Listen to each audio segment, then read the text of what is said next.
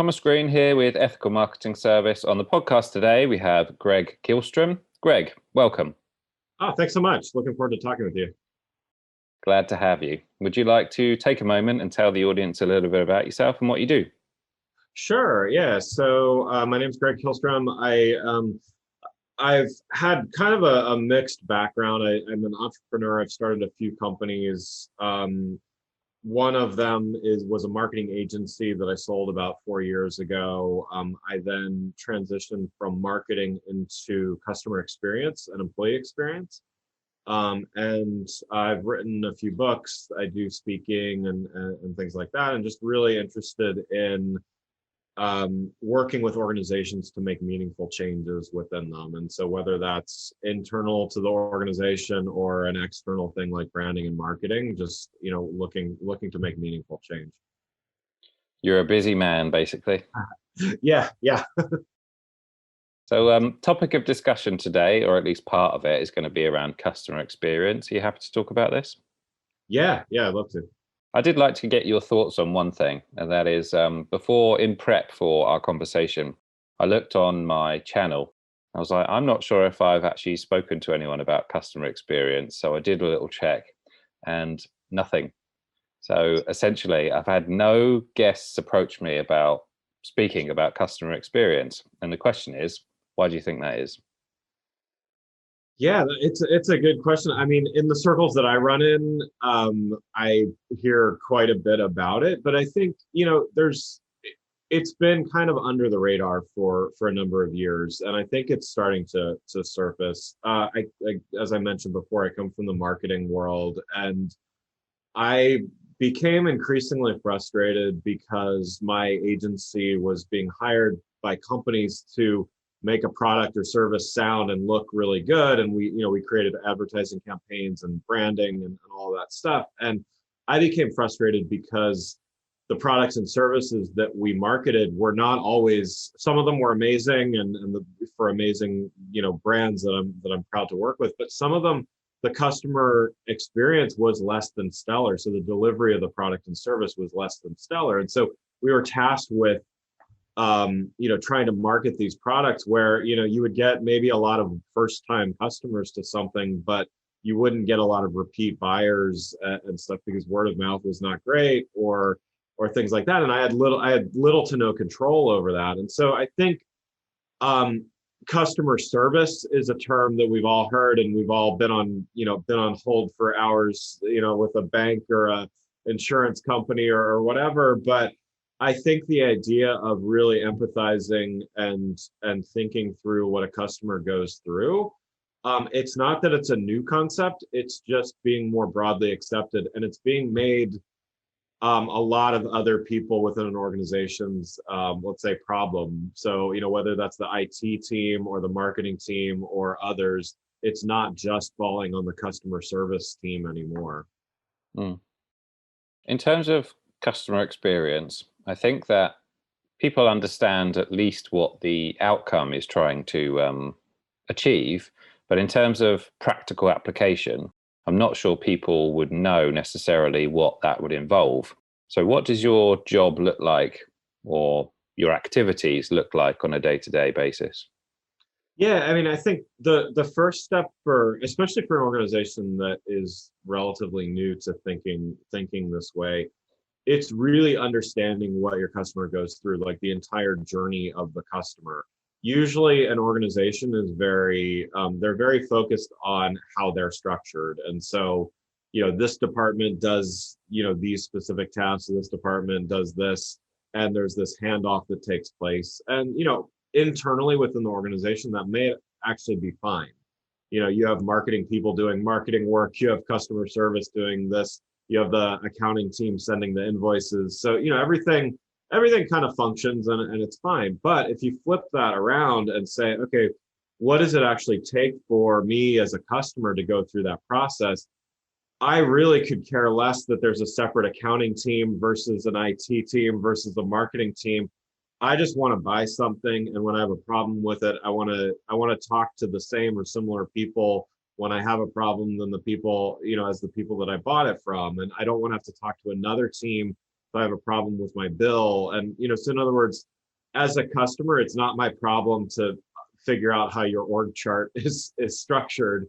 And so, my first step is really teaching empathy, really, at the end of the day, is, again, not your org chart is not someone else's problem and not your customer's problem. And then going through and thinking, after we get past that, it's thinking through, okay, well, are these systems connected? Are these processes within an organization connected? And if not, what do we do to make them more seamless? And what inevitably happens is not only is the customer happier, but employees are actually happier as well, because they stop thinking of, oh, well, that's not my job. That's, how many times do we hear that in dysfunctional organizations?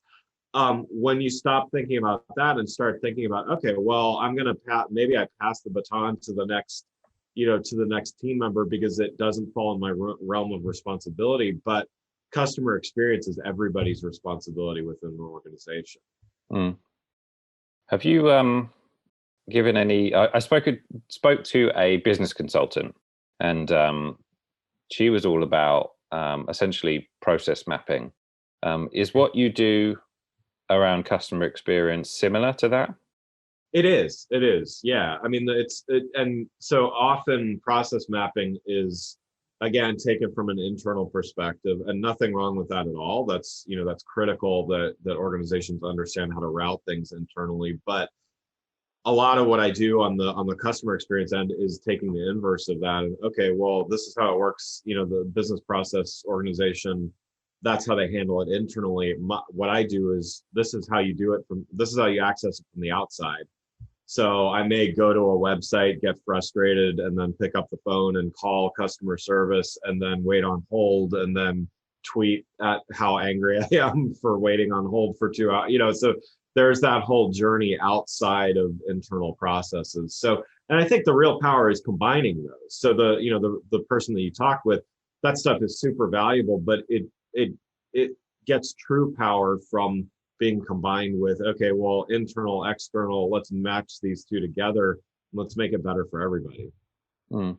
In order to track the customer journey, are those like reporting tools that you refer to, or is it very much the case that you're doing it, I don't know, not from data, but from intuition, perhaps? So I will say a lot of it thus far has been intuition, for better or worse. I mean,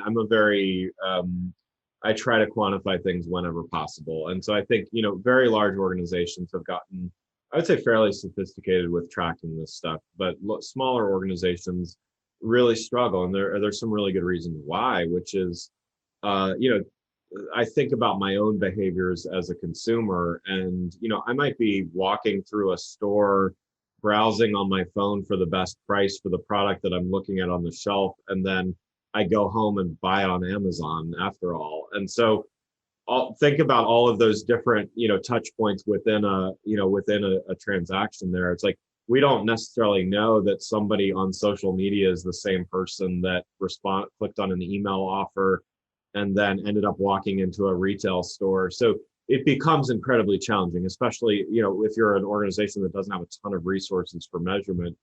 Even more sophisticated ones struggle with this. And that's what I work with companies to do. Is there might be some blind spots early on, or even, halfway through a process, but we try to map as much of that as we can. There are some things we can see easily. There are other things that take a bit more challenging and a bit more mapping things, physical, on in-store presence to online or mobile phone access, or things like that. So I will say it's relatively early days in, a mid-sized company being able to do this well. Larger companies, some do it well, some do it really well, some still are piecing things together. Interesting.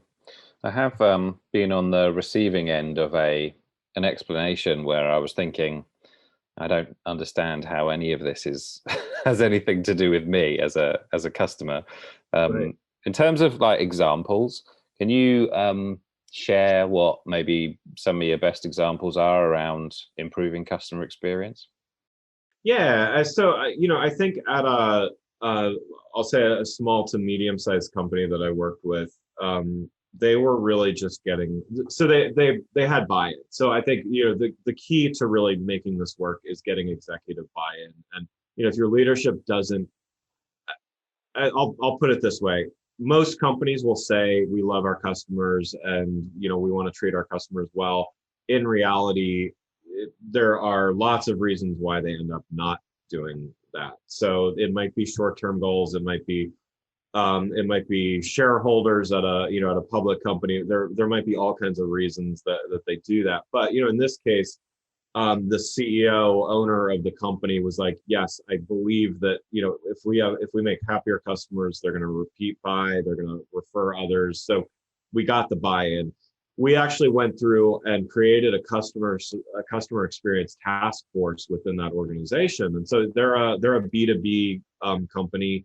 They don't have high volume, but so each customer is very valuable to them because they have just lower volume, being a B2B organization. And we created this task force within that really showed not only everybody from the receptionist answering the phone to the person that sends the invoices to the people that are actually account managers directly interfacing with customers to people thinking about service delivery.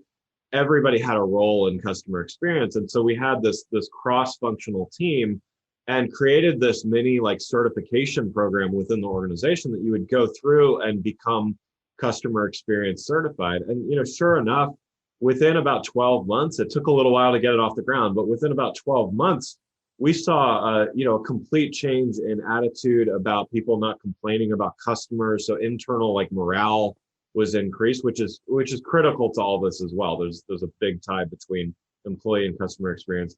But also we saw, despite a pandemic and a natural decrease in some types of business, we saw things staying steady where, their competitors were struggling and suffering from a lack of business. So we saw some continuity there because they were able to build loyalty because whenever somebody got on the phone or interacted with this company, no matter who it was, they felt like they were being valued and they were. What would you say are some of the fundamentals or best lessons from what someone would get as a certification going through as an employee? Yeah, I mean, I think step one is just understanding that empathy. I think it's not hard to grasp, but it's often just not emphasized, or it's kind of overlooked because somebody has a job, they show up for their job and they go home. But to really teach that empathy with, okay, the person on the other end, they're not there to take you away from checking Facebook or playing Minesweeper or something like that. They're there to solve a problem, and they want it solved as quickly as you want it solved, and things. So it could be as simple as that.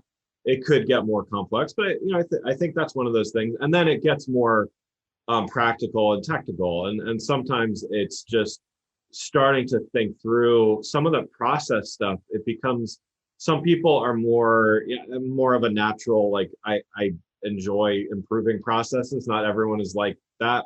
I can appreciate that, but it starts teaching people to think through, well, okay, if you do the same thing 10 times a day, let's start thinking through, how do you make that better? And, how can you start improving this? So it's not just to make the customer's life easier, it's to make your own life easier, your teammates' life easier. I think when you start embracing empathy to customers, you also start embracing it towards your teammates and others within your organization. And I think that the organizations that we hear about that do great customer experience, they start internally and within with their own team members first, and then they focus on the customer. And I think that's really what it comes down to. Mm. I don't think this topic requires any proof, if you like. So I think it's important enough so that you don't necessarily have to. And I also think that it's highly undervalued in terms of priorities. But have you got any favorite kind of examples of revenue increases or sales increases, or any data that you like to use in terms of why it's beneficial? Yeah, I mean, I think there's a few examples. So just, generically, when customers have a personalized experience, I think there's something like I forget the exact, but like 60 or 70% more likely to buy. So that's just, okay, that could even be done like on a website. That doesn't take humans doing it. That could be personalization or AI functionality or whatever, just like tailoring something to my experience. So there's things like that.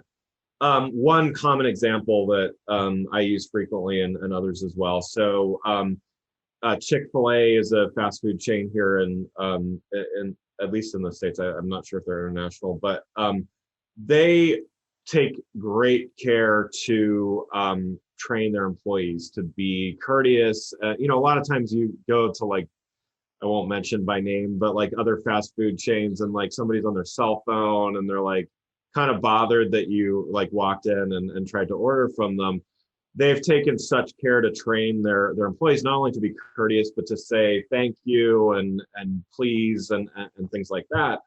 Their stores see 2.5 times the per store sales as McDonald's, Burger King, other competitors that much larger, much longer history and all those kinds of things, simply by training their employees to just be nice to customers. So imagine if everybody took it even a step further. But so just simple things like that, and that chain, they're actually closed on Sundays, so they're only open 6 days a week, and they're still outperforming their competitors by over 2 times. So some simple things can really make a big difference. I would imagine the use of name is probably also an encouragement. Would you say that's accurate? Yeah, Starbucks has they're famous for misspelling names as well, but they're one that they do that a lot, and I think they most of the time they use it effectively. And yeah, it's true. It's just, and I think that speaks to that personalization aspect. Is like, okay, well, they don't see me as a number. They're at least seeing me as Greg, not as customer number 11235 or something. Interesting. What would you say are some of the biggest misconceptions around customer experience? Yeah, I think it's often confused with a single tactic or element. So customer experience isn't customer service. Customer service makes up the broader customer experience, but just making sure that your the people on the phones and the call centers are courteous. That's not solving customer experience. That's vital, and it's important and things like that. But customer experience is every touch point that you have with a customer and their perception of it. And so you can't just be really, really good on a few things. You've got to be good on everything and consistent on everything. And I think that's that's probably the biggest in my opinion. The second would be, if anyone thinks that it's easy to measure, it's not. I'll say, and as someone that does customer experience measurement for a living, it's not easy to do, but it is vital to do. What do you think about because at least prior to, I don't know, tech innovating this, the way that I was encouraged to do it previously was around surveys. So like, what was your experience like today? But one thing that I've noticed is, like, now that everyone's doing it, it's certainly a lot less welcome than it was. What are your thoughts on that topic? Yeah, and I just wrote an article on Net Promoter Score. So the most common is, how likely would you be to recommend this product or service, and the like 0 through 10 scale and stuff like that. And so Net Promoter Score, there's nothing wrong with it. I think it's a fine measurement of some things, but as you just mentioned, not only do you get this survey, I get it everywhere I go. And knowing how the measurement works, I know that if you answer 9 or 10, it means one thing. If you answer 0 to 6, it means something else. And so, like, I know that, and I guess I don't know what I do with that information all the time, but at least I know it. And so it's almost a game there, but also it's good for measuring how your experience was just then. It's a decent measure of that. A lot of people just click X and close the window and whatever, but that is not an indicator of whether you're likely to buy again. It's really not an indicator of if you're likely to talk negatively. Like, even if you say, I'm unlikely to recommend this product or service, and so you're labeled a detractor, in that would be the 0 to 6 scale. That doesn't mean you're necessarily going to turn around and go on Twitter and Facebook and say this company's terrible.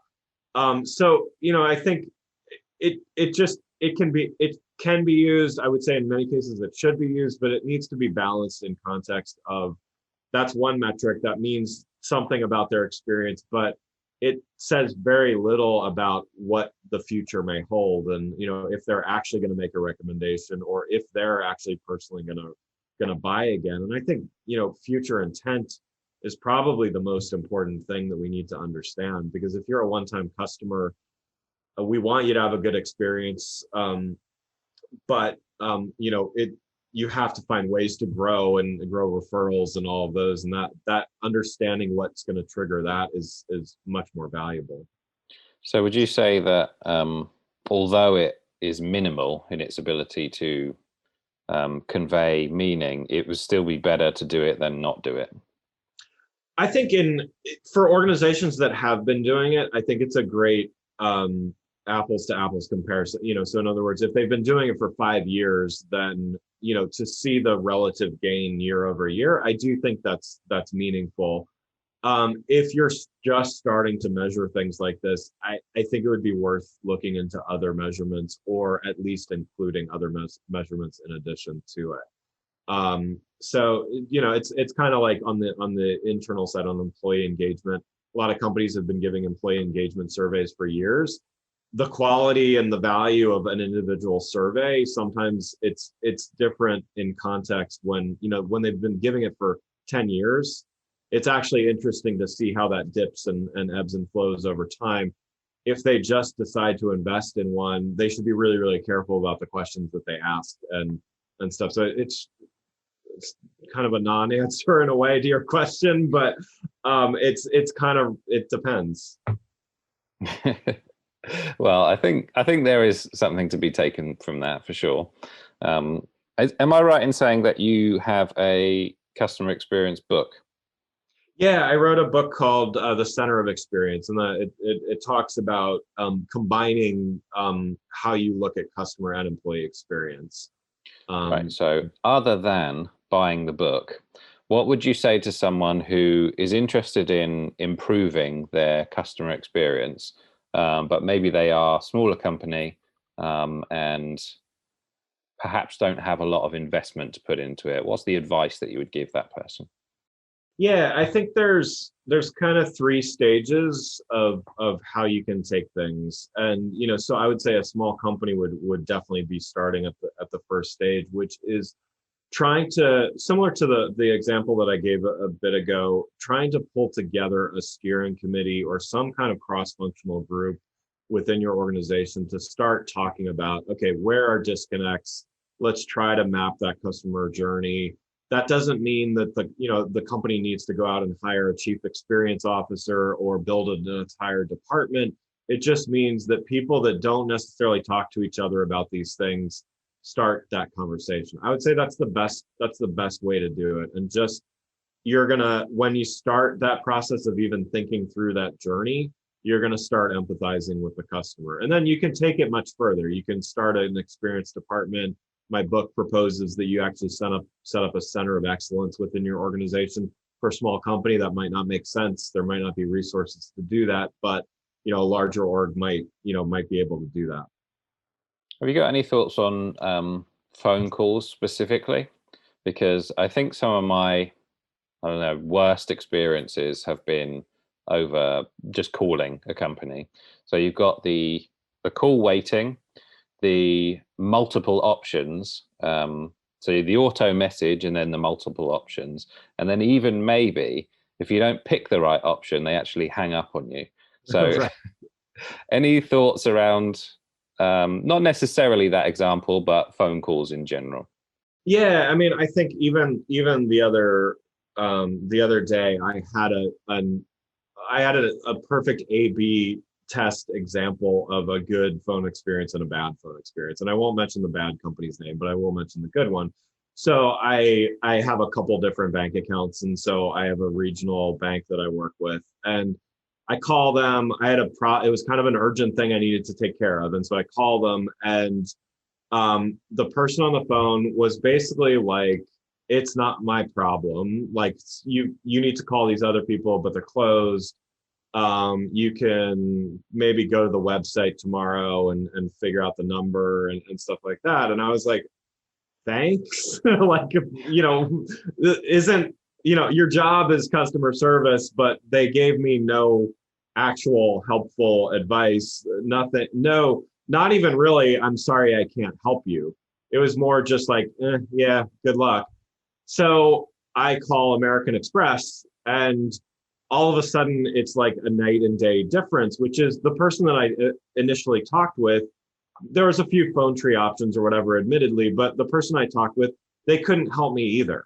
But they were like, you know what? You know who could help you? This other person. So I'm going to transfer you there and make sure that it gets taken care of. And I'll stay on the line while you're waiting and blah, blah, blah. Like they took the time and the like 30 seconds to like think through, okay, this person doesn't want to just be handed off to somebody else and re-explain their problem and this and that. I didn't have to enter my account number in 2 different times and say what my problem was 2 different times.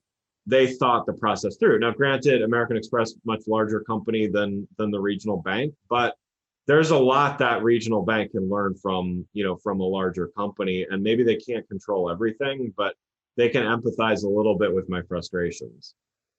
Yeah, the being transferred and having to explain it all over again, or going through security again, not Right, the funnest thing, right? right. So I suppose other than Amex, have you got any favorite companies that you like to talk about? Yeah, I mean, I'm a pretty loyal brand person myself. So, there's a few companies that Amex is certainly one.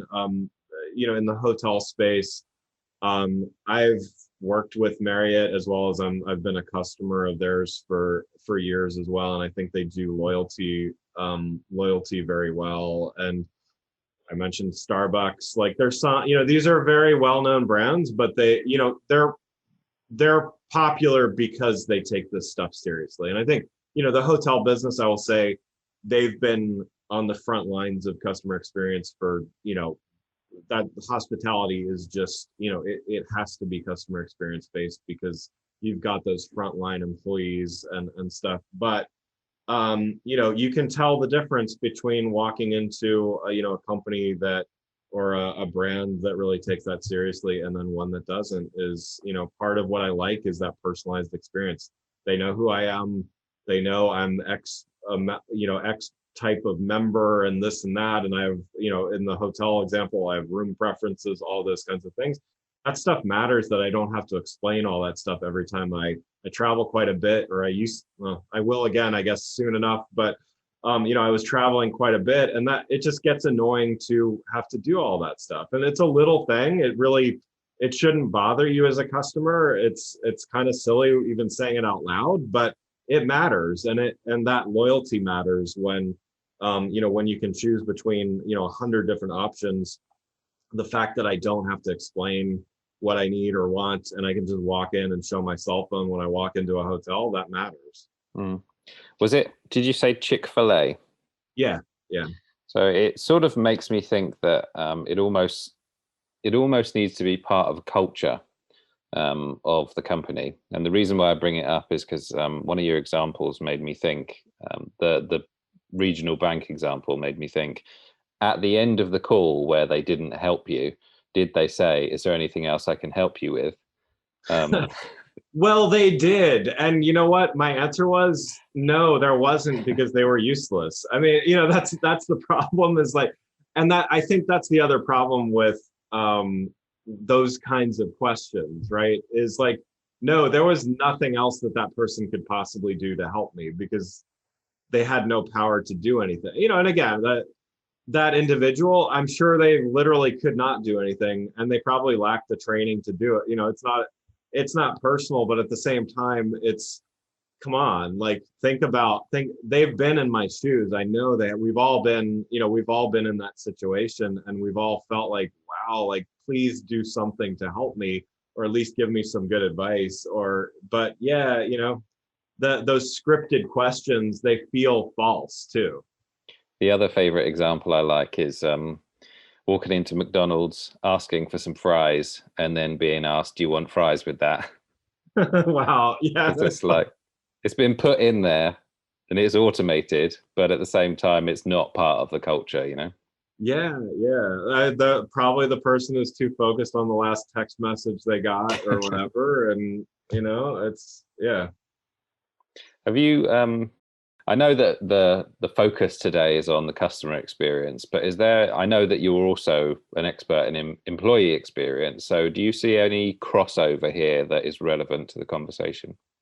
Yeah, I think they're so closely tied together, and I don't think you can manage good customer experience without great employee experience, but you can't sustain it. Because when you think about whether you're a consumer facing or B2B or whatever, turnover, retention, all of those types of things, if you have constant turnover in a company because employees are not engaged and looking elsewhere and they feel like they're not valued, your customers are going to feel it in some way. If you have dysfunction within an organization, for even from a process standpoint, or again that idea of like, well, that's not my job, so kind of pass the buck to somebody else, customers feel that. And sure enough, like, it's good to treat employees well. Like, it's just, I believe that it's just part of our duty to, I've been in everything from an intern to a CEO. Like, I believe it's important to value your employees no matter what their role is, and if they're a 3-month intern for the summer, I believe that they have good ideas and you should value them and everything like that. It doesn't matter. Like, everybody has great ideas and contributes value. I think if a company doesn't understand that, they can't possibly succeed in the long term, and their customers are going to somehow feel that. Maybe not initially, because you can kind of gloss over things, for a time, but customers are going to feel it. So if for no other reason, like if treating human beings well is not enough, which to me, I think it is, then do it for the bottom line, because your company is going to suffer over the long term. Well, I didn't, for whatever reason, I didn't put those two things together. The fact that if you have high turnover due to bad employee experience, then you will most likely have bad customer experience. And an example I actually have of that is at one point we were using a call center, like an external call center, to always answer our calls, so that 24 hours a day you could call, in theory, us, and they'd transfer a call over if we were available.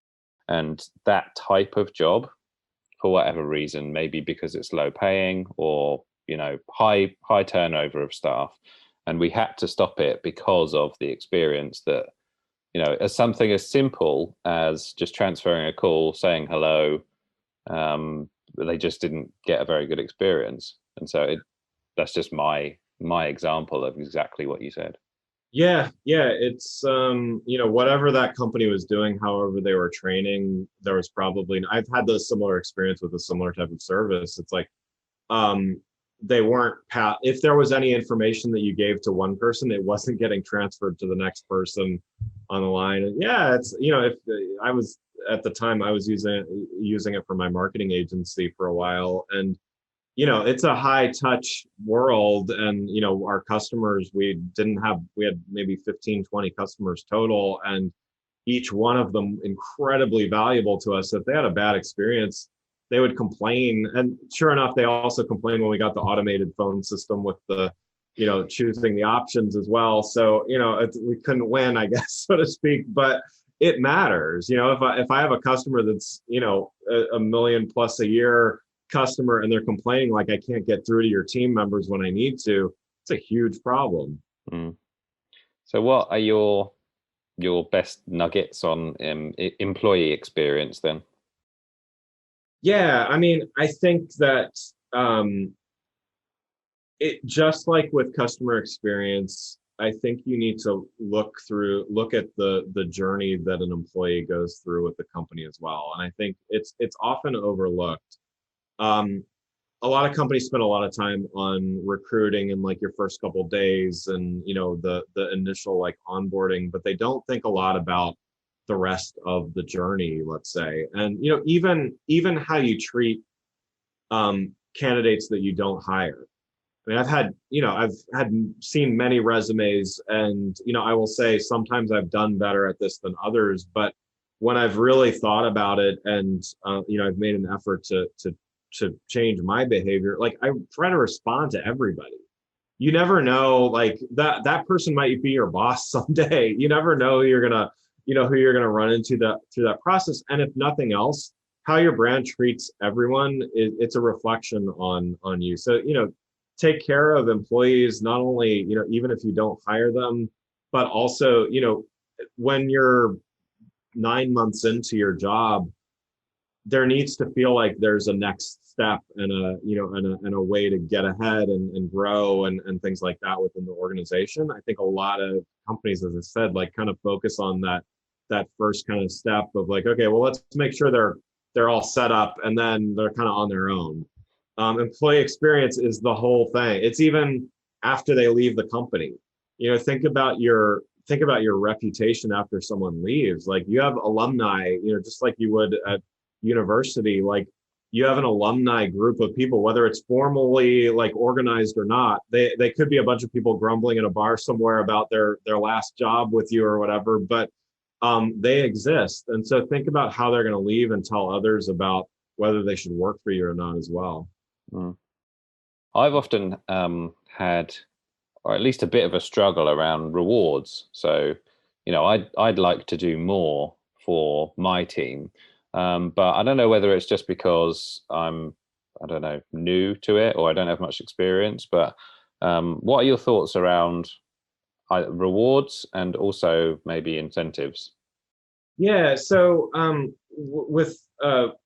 I've done quite a bit of work in this from a behavioral science standpoint, and so there's this concept of extrinsic and intrinsic motivation. So there's a great book called Drive by Daniel Pink that goes into this in much more detail as well. But so I've worked with some organizations on this concept. So extrinsic motivation are things like salary increases, bonuses, mainly financial things, but also some types of incentives and rewards and things like that. And then there are intrinsic motivators, things that are, you can't just give somebody a gift card for it or things like that. It's altruism. So whether that's, volunteer work or corporate social responsibility, or it could be things like mentoring other people within the organization. So you want to help others, or learning, wanting to learn more, just a thirst for education, let's say, over your career. So there's lots of these intrinsic motivators. And so the interesting thing is everybody needs a certain amount to live, and that amount varies by the individual and is based on many different factors. After a certain point, however, giving them more money, raising their salary, giving them bonuses, it only helps so much. And so nobody's going to turn it away. Nobody thinks it's bad, but it doesn't really keep them and retain them at an organization that much more by, kind of just throwing money at it. Versus some of these intrinsic motivators, if you give someone that is altruistic and wants to help other people the ability to mentor their fellow workers or do some volunteer work, things like that, they are much more likely to stay than giving them a bonus if that's something that truly motivates them. And so, there's lots of different motivators, and everybody is kind of motivated by it. Some people are motivated by just doing new stuff, like innovating and coming up with new ideas. That scares other people. So, they're not motivated by that. So, by truly like understanding the downside to that is that really there can't be a one size fits all in that scenario. But the upside for companies is it's actually a lot less expensive than thinking about having to just do everything financial incentive and spending a lot of money on these things. You can get creative and actually be more rewarding to those individuals by just trying to understand them a little bit better and understand what makes them tick. It's a great answer. And it's probably the reason why I haven't been able to find any great solutions, is because maybe there aren't that many extrinsically. What kind of conversations would you have? I mean, it's a difficult question because I know it's based on the individual. But if you're struggling to find intrinsic motivations, what would your approach be? Yeah, so with in one instance, we worked with a survey tool that actually does that. So they had some PhDs that created the survey mechanism that actually measured your intrinsic motivators, and so that was incredibly helpful. But I would say even if you didn't want to go that route, um, some things you can, by observing the employee and like what they get excited about, like when they get animated describing something that they're doing, think it's not just about their salary and all those kinds of things. Like think about what went into that excitement about what they're doing, or just talking with them a little bit more and understanding some of those different drivers. You can kind of start picking up on it. So again, not everybody is motivated by altruism, but just to keep using that example, when you kind of pick up on, oh, well, they were helping this other person out and they seemed to really enjoy it, and the rest of that day they were like excited and engaged and everything like that, maybe I should give them a little bit more of that, or find a way for them to do that. Or this person really, they loved going to this conference and learning about all this new stuff. They must just love learning on the job, and so I'm going to give them the new thing that nobody else knows how to do because somebody's got to learn it anyway. So you can try to find ways to work in not only motivating them, but also helping the business, because obviously you can't just send everybody to conferences and send them off to volunteer for a nonprofit, as deserving as it might be. So if you can find some ways to work it in, it's a win-win. So essentially being a little bit more observant about behaviors. Yeah. Okay. Well, you got a lot going on. I noticed the drop down on the site has got tons of books. So I'm interested to know what your goals are. Yeah, absolutely. So, just as I guess I can look at that two ways. I mean, the work that I do, I want to make meaningful change within the organizations that I work for. So to me, the word meaningful is very meaningful in that phrase. In other words, I've done a lot of different types of work. I mean, I've been in those industries and those practice areas that I mentioned before. I really want to, at the end of the day, not just move the needle on making a few extra dollars, but doing something that is sustainable, impactful, and makes a difference in not only the customer experience, but also the employees that are doing that. And so that could be customer experience initiatives, it could be employee experience, it could be digital transformation, which often impacts both of those things. So that's just kind of my MO in life right now, is to do that. I mean, my other goal is just to continue getting better at writing, getting better at speaking, and getting better at just helping companies learn more and grow more. It's a great answer. And I understand what you mean by that, especially because, if you've done a lot of stuff and you're able to impact, let's say, multiple companies about both improving customer experience and also employee experience, sort of compounding in a way, and improving, it's making things better for people generally. Is that kind of what you're going for? Yeah, it's always, I always try to find the win-win too. It's like companies can make money and do well for others, and I think I'm an optimist when it comes to that. I'm an optimist when it comes to technology. I think, there are bad actors in the world, but I think that we can use technology for good. I think companies can do good in the world and still make a lot of money. And to me, that's a win-win. Good. Is there anything that you think would be of value that I haven't asked you about today? No, I think we pretty much covered a broad spectrum there. No, this is great to talk with you. Good. Greg, where is the best place for people to find you? Yeah, so two things. So my website is the Agile.world. You can find writing, my podcast, and a bunch of other things there. And also, I'm very active on LinkedIn, so just search for Greg Kihlstrom and get in touch with me. Would be happy to connect. Well, thank you again for the value today. I think it's been great. Absolutely, thanks so much.